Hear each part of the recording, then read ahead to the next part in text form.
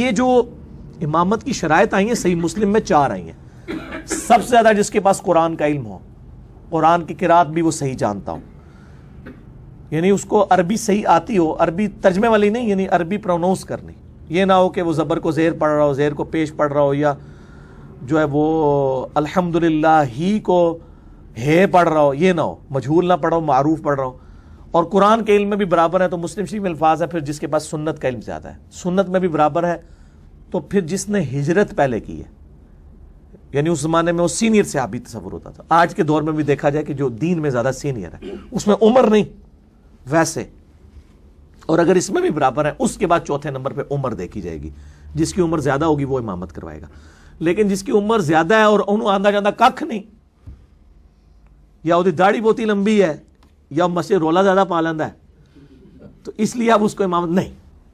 قرآن. اور اس میں یہ جو مطلب میری صحیح بخاری کے اندر, مسلم کے اندر موجود ہے کہ معاذ ابن جبل امامت کروایا کرتے تھے, 6 سال عمر تھی ان کی, قرآن کو زیادہ آتا تھا. تو بچہ بھی امامت کرا سکتا ہے اگر وہ پاکی پلیدی کا دھیان رکھتا ہے, اس طرح نابینا بھی امامت کروا سکتا ہے اگر وہ پاکی پلیدی کا دھیان صحیح طریقے